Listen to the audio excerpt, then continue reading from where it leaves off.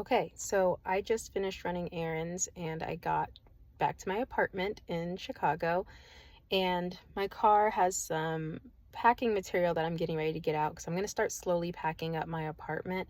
It's still the beginning of August and I don't move and the movers don't come until the end of August, but I spoke to the painters today, so they're going to work on the painting, but I still need to talk to the flooring people. And then I just found out that if I replace the tile in the kitchen, they're saying I have to replace the cabinets as well because the cabinets are sitting on top of the tile. I thought the tile was kind of cut around, or yeah, I thought the tile was cut around the cabinets, and there was like a general base flooring underneath that. But no, it's tile. So if I replace the tile, I have to rip up the cabinets and then replace the cabinets. So I did not know that. So now there's an extra expense because he's saying the cabinets are old, and if I rip out the cabinets, I should replace the cabinets. And I was like, can you just put the old ones back in? And apparently, no, that's not a sufficient answer for old cabinets. So now I'm going to think about looking into possible cabinets as well. So this is turning into a full-on like kitchen reno too. So we'll see. Nothing's set in stone yet. But the point is, I have keys to my house and I'm super excited about that. I'm going to continue kind of wrapping up the apartment stuff.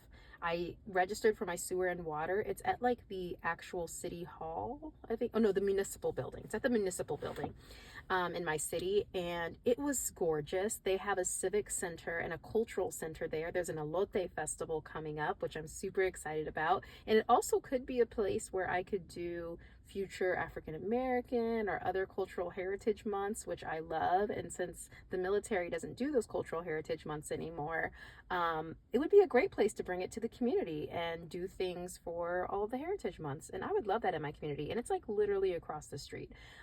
Beautiful parks. I saw an awesome lake across from the civic center that has a fountain. There's a sports arena right there, which I didn't even know when I bought the property. So that's just a huge plus. And there's a store called Meijer, which I'm not currently, well, I'm trying not to shop at Walmart or Target.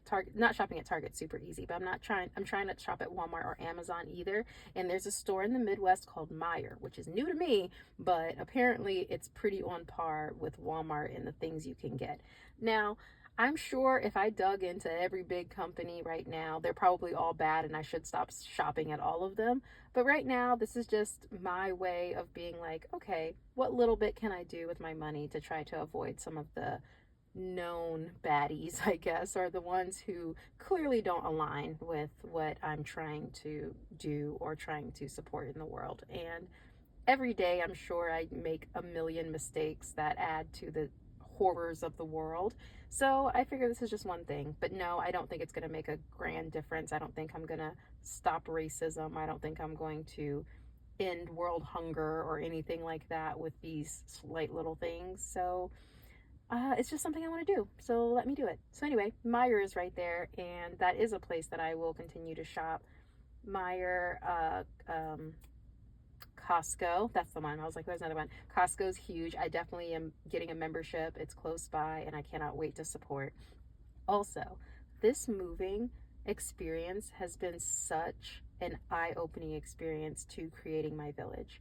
When I moved out here to Illinois, I made it a point because it was my first time not being active duty military. I got a job and it just happened to be in the Midwest. So I was like, I guess the Midwest is where I'm putting down roots.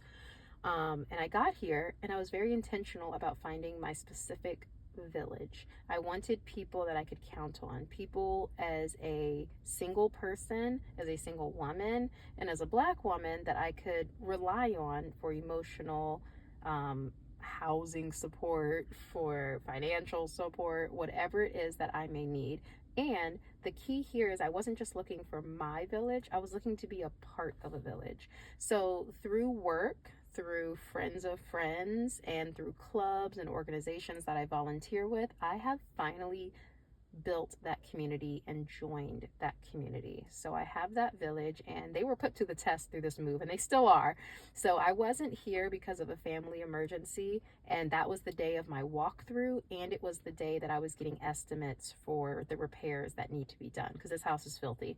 I will vlog tomorrow on how bad the house is, and I'll be doing some cleaning. So you'll get a vlog of me cleaning tomorrow, the new home. And so I had my friends show up, and it's one thing to have good friends and reliable friends, but competent friends are just so priceless. So, my friend made me a PDF spreadsheet with all of the things at the walkthrough. My other friend gave me a complete rundown through text of everything they saw with my realtor. It is so nice to be able to leave and know someone is there. Multiple people are there for you. And then tomorrow, because I am going to be deep cleaning, and the new place I'm moving is about an hour away from where I'm currently staying. So I'm going to stay on a friend's couch that night that lives closer. So that way I can get to work in the morning without feeling like crap and having to drive an hour both ways. It'll save on gas. It'll just be easier all around.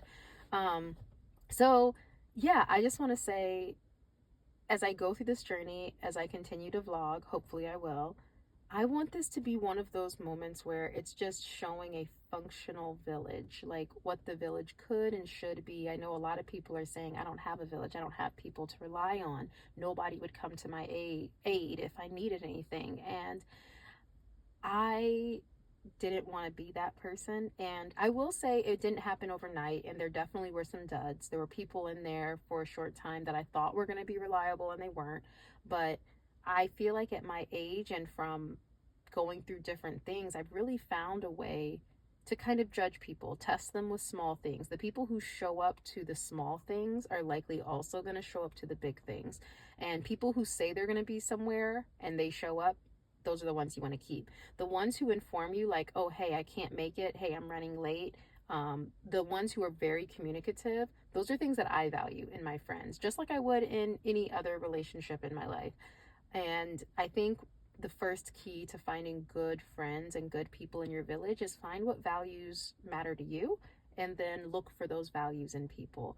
So if you're someone who really values things like punctuality, for me, I don't care if you're late, but I would value your communication more. So you can be late as long as you've told me you're going to be late. Whereas some people are like, no, just if you're going to be late, I don't care if even if you told me, like, I value punctuality. Look for people who are punctual, and then in turn, be that for people. Model the friendships and the relationships you want to have. If you want someone who will not keep tabs, like I bought breakfast today, you buy breakfast tomorrow, where you just kind of have a running tab of friendship, model that. Next time you buy something for a friend, just be like, hey, don't worry about it. It'll come back around. Or if you do want someone who keeps tabs, be like, hey, I took care of this one. You can buy me coffee next time. However it is, find what you value, find those qualities, and really match it. Also, I've found so many beautiful ways to stay connected with my friends in long distance relationships that I have. As military, I've moved around a lot, and my original core base of friends are all spread over the US now. So, I found door dashing someone meals if they are going through a hard time or something is very special. Ordering flowers, of course, ordering anything to be delivered that they might need. Celebrating all of life's events is really important as well. Don't wait for the wedding, don't wait for the funeral, don't wait for the big events. Go ahead and be like, oh, you passed that class you weren't thinking you were going to pass.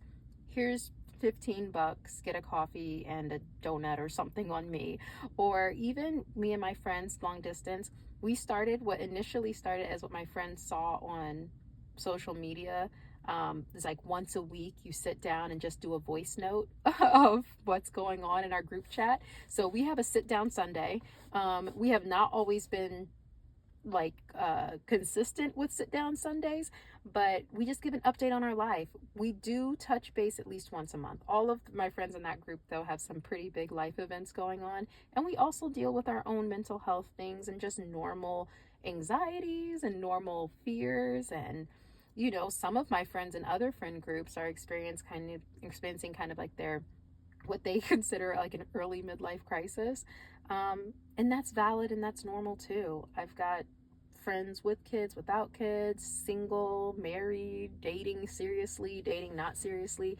And I think having all of those people in my village is so important. And this move just happened to be one time that my friends could really show up for me, and boy, did they. They really, really did. So, here's a sign to be the friend you want to be. Wait, be the friend you want to have. That's what I meant. Be the friend you want to have.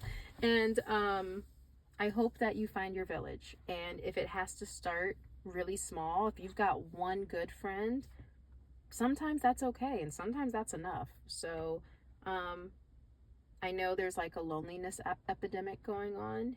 And sometimes I do feel that too. But either way, I hope you can slowly find your village, and I hope that you can be that village for someone else.